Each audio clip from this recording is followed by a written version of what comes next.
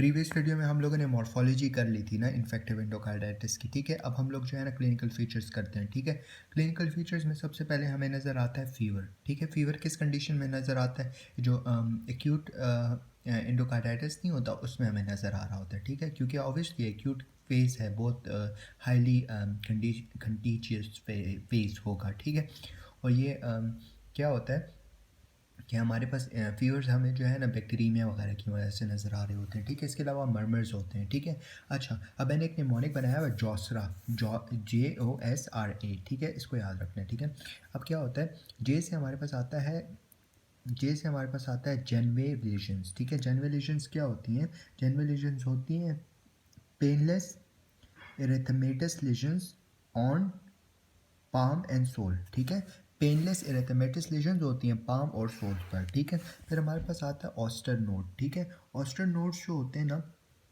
ये हमारे पास होते हैं पेनफुल नोड्यूल्स होते हैं फिंगर टिप पे। ठीक है, जो हमने जेनवे लीजन्स किए थे वो पाम और सोल पे थे ना, और इरेथमेटस थे और पेनलेस थे। लेकिन जो वो होते हैं ऑस्टर नोड्स होते हैं वो पेनफुल होते हैं, वो फिंगर टिप्स पे होते हैं। ठीक है, इसके अलावा स्प्लिंटर हेमोरेज होती है। ठीक है, स्प्लिंटर हेमोरेज जो है ये मेनली हमें नज़र आती है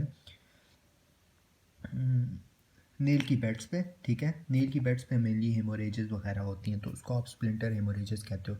रॉड स्पॉट होता है, ये आपको रेटिनल हेमोरेजेस में नज़र आता है। ठीक है, इसके अलावा ए से जो है एनीमिया ऑफ क्रोनिक डिजीजेस आ जाएगा। ठीक है, एनीमिया ऑफ क्रोनिक डिजीजेस। ठीक है, और ये जो जॉसरा है ना, ये हमारे पास मेनली ड्यू टू माइक्रो एम्बुलाई, मतलब जब हमारे पास वो वेजिटेशन शेड कर जाती है ना, तो शेड करने के बाद एम्बुलाय बनता है, और एम्बुलाय बनने के बाद जो है ना ये सारी चीज़ें होती हैं क्लिनिकल फीचर्स में। ठीक है,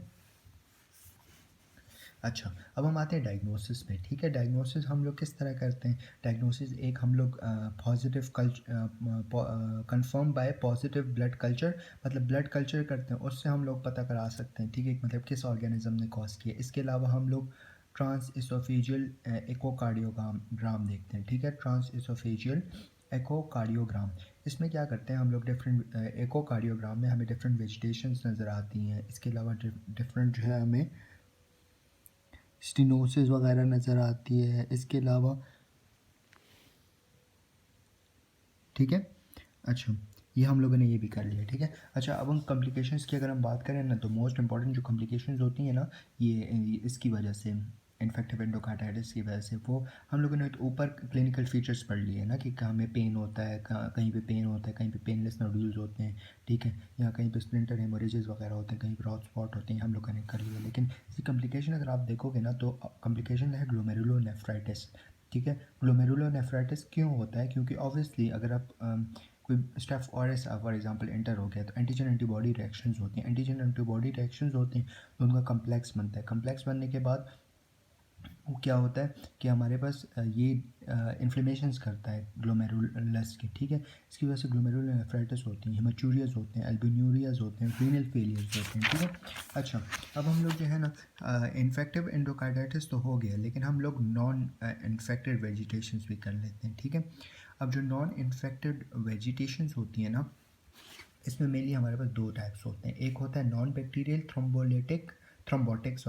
नॉन बैक्टीरियल थ्रोम्बोटिक एंडोकार्डाइटिस। ठीक है, और एक हमारे पास आता है एंडोकार्डाइटिस इन एसिली, जिसको आप लिपमैन सैक्स एंडोकार्डाइटिस भी कहते हो, लिपमैन सैक एंडोकार्डाइटिस। ठीक है, अच्छा, सबसे पहले हम आते हैं नॉन बैक्टीरियल थ्रोम्बोटिक एंडोकार्डाइटिस। ठीक है, अब नॉन बैक्टीरियल थ्रोम्बोटिक एंडोकार्डाइटिस में क्या होता है कि हमारे पास डिपोजिशन होती है स्टेराइल थ्रोम्बाई की। स्टेराइल थ्रोम्बाई का क्या मतलब है? स्टेराइल थ्रोम्बाई वो थ्रोम्बाई जिसमें मतलब स्टेराइल का मतलब क्या होता है? साफ, शफाफ, मतलब कि उसमें कोई बैक्टीरियाज नहीं हो रहे, मतलब कोई इन्फेक्शन नहीं है। ठीक है, तो डिपोजिशन होती है स्टेराइल थ्रोम्बाई की कार्डियक वॉल्स में। ठीक है, और अब ये स्टेराइल थ्रोम्बाई किसकी वजह से बनता है? दो चीज़ों की वजह से बनता है, या तो हाइपर कोआगुलेबल स्टेट हो। ठीक है, हाइपर कोआगुलेबल स्टेट जो हम लोग थर्ड ईयर में कर भी चुके हैं। ठीक है, इम्यूनिटी के चैप्टर में।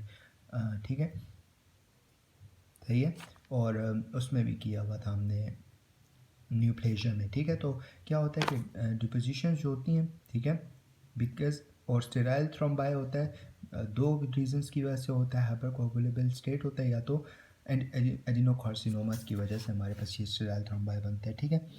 अब ये जो लेशंस होती हैं ना, ये मेनली नॉन डिस्ट्रक्टिव लेशंस होती हैं, मतलब इतना कोई ख़ास डिस्ट्रक्शन कॉज नहीं करती, क्योंकि ऑब्वियसली ये नॉन इन्फेक्टिव है, ठीक है। और इसकी वजह से क्या होता है, इसकी वजह से हमारे पास जो वॉल्वुलर डैमेज अगर हो भी गया तो बहुत स्मॉल डैमेज होगा, कोई ख़ास डैमेज नहीं होगा। लेकिन इसमें मसला क्या है, real problem is formation of emboli, potential nidus for infective endocarditis, ठीक है। दो बातें, या तो हमारे पास अगर थ्रोम्बाई टूट जाए और उससे एम्बोलाई बन जाए, तो एम्बोलाई बनेगा तो उसकी वजह से क्या होगा, हमारे पास डिफरेंट डिजीज़ होंगे जो मैं प्रीवियसली बता भी चुका हूँ, ठीक है, एम्बोलाई की वजह से। और या तो हमारे पास क्या होता है, इसकी वजह से, इस नॉन इन्फेक्टिव एंडोकार्डाइटिस की वजह से बाद में इन्फेक्टिव एंडोकार्डाइटिस भी हो सकता है, क्योंकि ऑब्वियसली अगर थ्रोम्बाई एक जगह पे बना हुआ है तो बैक्टीरिया आएंगे, वायरसेस आएंगे, फंजाइज वगैरह आएंगे, उस जगह को देखेंगे कि ऑलरेडी जो है ये ख़राब जगह है, डिजीज जगह है, तो इसको और अटैक करो, क्योंकि ऑब्वियसली इम्यूनो कम्प्रोमाइज़ होता है बंदा, ठीक है।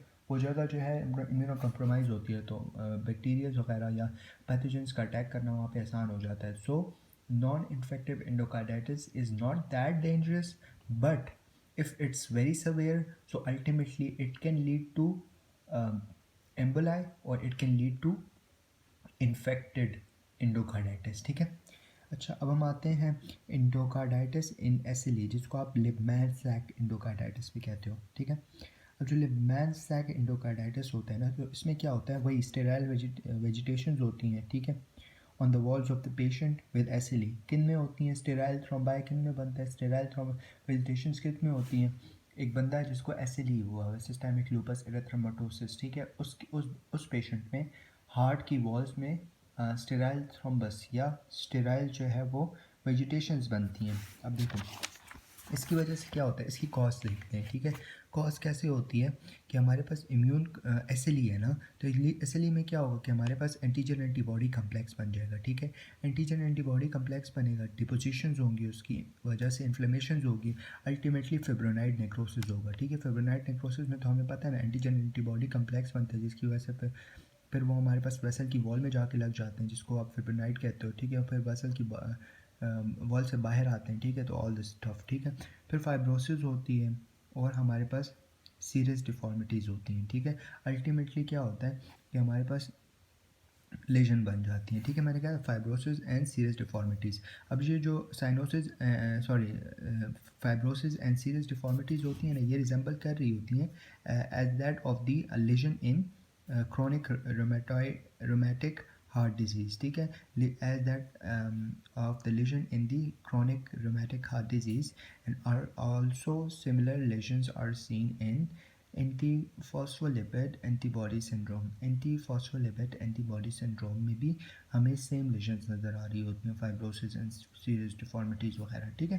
तो हम लोगों ने नॉन इन्फेक्टिव वेजिटेशन भी कर ली, जिसमें हम लोगों ने दो चीज़ें पढ़ी थी, non bacterial thrombotic endocarditis and endocarditis in SLE, ठीक है, जिसको आप लिबमैन सैक्स एंडोकार्डाइटिस भी कहते हो। That's it, thank you.